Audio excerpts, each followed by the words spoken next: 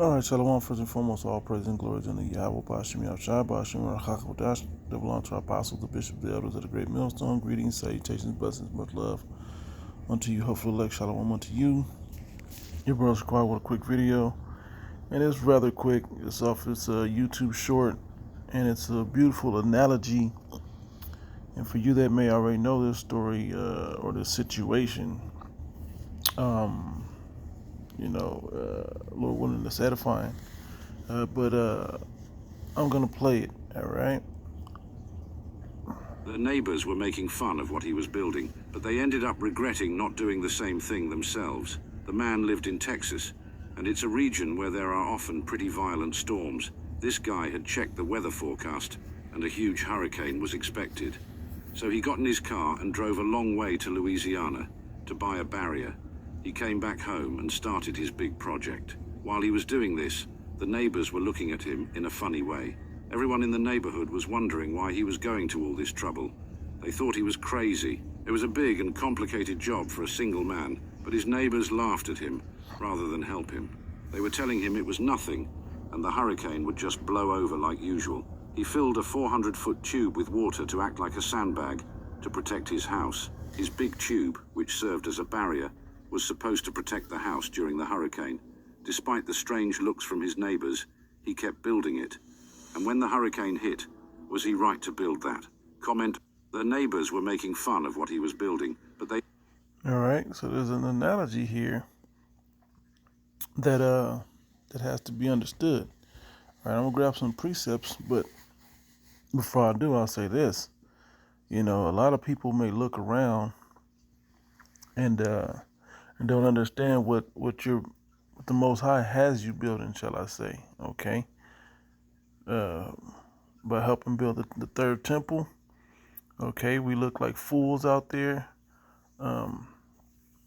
If more scriptures are coming to mind, I just had a couple, but building the third temple out there, standing on the corners, yelling at cars and people walking by, holding up big placards and signs with the Bible, but they don't see that the prophecies are coming to pass. They don't see the end game of the work that we're putting in.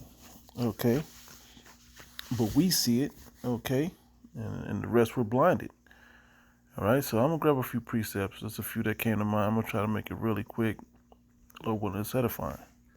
All right, 1 Corinthians chapter 4, verse 9, which says, "For I think that the Most High has set forth us, the apostles, last, as it were appointed to death, for we are made a spectacle unto the world, and to angels, and to men. For we are fools for Yahweh's sake, but ye are wise in Yahweh. We are weak, but ye are strong. Ye are honorable, but we are despised." Okay? And so a lot of people see the thing we're doing. They think we're wasting our time. They think it's stupid. They don't see the end game of what we're working towards, man. But they don't understand that this flood is coming, and we're building an hedge, and we're trying to get into that strong tower. Okay, which the scriptures say, the name of the Lord is a strong tower, and the righteous run into it and are safe. Okay, similar to what the man did. All right, and I remember this story when it happened a year or two, a couple years ago, whenever it was. That man built that sandbags and filled it with air or whatever he did, and it was the one house, as you saw the image, that didn't get flooded. So this is what we're building for. Okay, this is what we're doing. All this building we're doing is that we're able to stand in that evil day. All right, and doing all to stand. Right. I'll keep reading it. It says, "Even in this present hour, we both hunger and thirst and are naked and are buffeted and have no certain dwelling place, and labor, working with our own hands. Being reviled, we bless. Being persecuted, we suffer it. Being defamed, we entreat. We are made as the filth of the world and are the offscouring of all things unto this day." All right, and that's how the people look at us. Okay, but at some point you're going to realize there have been a prophet among you. All right. Well, that was another one I was thinking. Okay, 1 Peter 4:1, it says, "For as much then as the Mashiach has suffered for us in the flesh, Arm yourselves likewise with the same mind. For he that hath suffered in the flesh has ceased from sin. And what was suffering? The building part of the suffering part. Because it looks like you're building this for nothing, right? It says that he no longer should live the rest of his time in the flesh to the lust of men, but to the will of the Most High. For the time past of our life may suffice us that have worked or wrought the will of the Gentiles, when we walked in lasciviousness, lust, excess of wine, revelings, banquetings, and abominable idolatries, wherein they think it strange that ye run not with them to the same excess of riot, speaking evil of you. Okay, they don't see why you're cutting these things off. They don't see why you're wasting, your weekends, gathering with these other guys, and you guys are all brainwashed and all of this other stuff. They don't understand the bigger picture. They don't understand the holy calling. Okay, because we were given eyes to see and ears to hear and a mind to perceive, but they were not converted and they were not healed. And that's a rough paraphrase in a few places, but particularly Isaiah the 6th chapter. All right. Luke 14 verse 27 says, and whosoever do not bear his cross and come after me cannot be my disciple. For which of you intended to build a tower sitteth not down first and counteth the cost, whether he have sufficient to finish it? Lest haply after he have laid the foundation and is not able to finish it, all that behold it began to mock him, saying, this man began to build and was not able to finish. Now, this, because it's symbolic of building, but you have to have counted the cost all the way through the end. The man checked the weather, did his diligent studies, and then he went on and drove all the way to Louisiana, got what he had to do, and brought it back and put it up before the storm came, and put a lot of labor into it. Well, that's what we're out there doing, man. We're putting the labor in for Yahweh Shem Yahushua, that we may be found worthy when that day comes. Okay, and we may be glad also with exceeding joy when his glory is revealed, right? Also, someone else that was putting in work and people didn't understand was Noah, right? And the elect are like Noah and his family, versus the rest of you people, which were like the world, right? This is Genesis chapter 6 verse. I'll start at, I'll start up a little bit. Verse 8, and I'll jump back down. It says, but Noah found grace in the eyes of the Lord, right? These are the generations of Noah. I don't want to write. Noah was a just man and perfect in his generations and walked with the Most High Yahweh, right? Made me think of, so Genesis chapter 6, verse 13. The Most High said unto Noah, the end of all flesh is come before me, for the earth is filled with violence through them, and behold, I will destroy them with the earth. And then he goes on to break down an instruction for what him to do. Make thee an ark of gopher wood, rooms shalt thou make in the ark, and shall pitch it within and without with pitch. And this is the fashion which thou shalt make of it. The length of the ark shall be 300 cubits, and breadth of 50 cubits. The height of it shall be 30 cubits. All right. A window shalt thou make to the ark, and in a cubit shalt thou finish it above. And the door of the ark shalt thou set in the side thereof, with lower, second, and third stories shalt thou make it. And behold, I, even I, do bring a flood of waters upon the earth to destroy all flesh wherein is the breath of life from under heaven, and everything that is in the earth shall die. But with thee will I establish my covenant. And this is the difference, man. People don't know that this was open. That salvation was called, called certain men and certain of us believers, I should say, to the opportunity of salvation. Okay, and I hate to say it in that regard, because we know the Most High has some that He have in His hand that can't be plucked out, and He gave them to Yahweh Shai, and that's already predetermined, okay? Predestinated, if you will. All right. But from our perspective, we don't know. So we just out here building. But we're building according to um, the dimensions that the Most High requires of us when we put this word out in 100% truth, right? It says,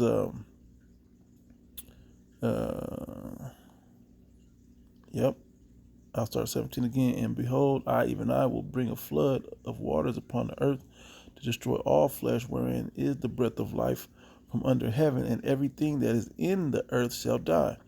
But with thee will I establish my covenant, and thou shalt come into the ark, thou and thy sons and thy wife and thy sons' wives with thee. Okay, let's see. Is there more? Yeah. Verse, I jump down to the end, 22. Thus did Noah according to all that Yahweh commanded him, so did he. All right, and then one more. Isaiah 54, verse 9. For this is as the waters of Noah unto me. For I have sworn that the waters of Noah should no more go over the earth. So have I sworn that I would not be wroth with thee, nor rebuke thee. Okay? And how is he gonna do that? Because the fire is gonna be the new flood or the second death. Okay, the first death was by water in the time of Noah. All right, and the elect will be as Noah and his family. All right, and this is what we're building for, man. Okay, it says, for the mountains shall depart and the hills shall be removed, but my kindness shall not depart from thee, neither shall the covenant of my peace be removed, saith the Lord Yahweh, that have mercy on thee. O thou afflicted, tossed with tempest, and not comforted, behold, I will lay thy stones with fair colors, and lay thy foundations with sapphires. Okay, and it goes on, speaking how the Most High, let me see.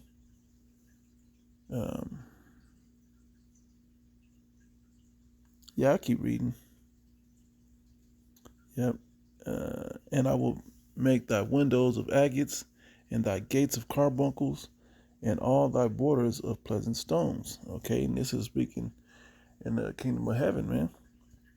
Okay, this is where the end game is at. And a lot of jakes out there, they don't see that there's a better life than what they see here in America, in a position on the low, on the bottom that they're living in. They don't see it. Okay, all they know is that I got to turn around and get this money. This nigga did this to me, and I got to get back. And this is happening, and I want to do this in family. And then Super Bowl weekend coming up, and blah blah blah blah blah. They see all these other carnal things, but they can't see the spiritual things that are right in front of them, nor the perils that they're gonna have to go through. Okay, or to prepare themselves for spiritually. Right? It says, and all thy children shall be taught of the Lord, and shall be the peace of thy children, and great shall be the peace of thy children. Right? I'm doing this for peace, and it looks peaceful now. This ain't peace, man. Even though it ain't particularly, gunshots everywhere. Even though there are gunshots in the hood where Jake lived. Okay, even though there's not a complete famine, it is a scarcity of food starting to begin to truly happen in Jake's food desert neighborhoods. Okay, all these situations are beginning to happen. These are the beginning of sorrows, but Jake don't see it. Okay, but when the fullness of it comes, and all the real troubles of the earth hit, and then once the elect are in the kingdom of heaven, that's when true peace will be appreciated. Okay, especially when the 2/3 begin to come back. Okay, when they get back on the earth, they'll understand the difference of this life that they're living in now versus the life in the kingdom of heaven that they will be living in that time. Okay, true peace. Okay, it says, in righteousness shalt thou be established. Thou shalt be far from oppression, for thou shalt not fear, and from terror, for it shall not come near thee. And it's crazy. Thou shalt be far from oppression, man. Okay, because even though you think you're in peace, we are under oppression, man.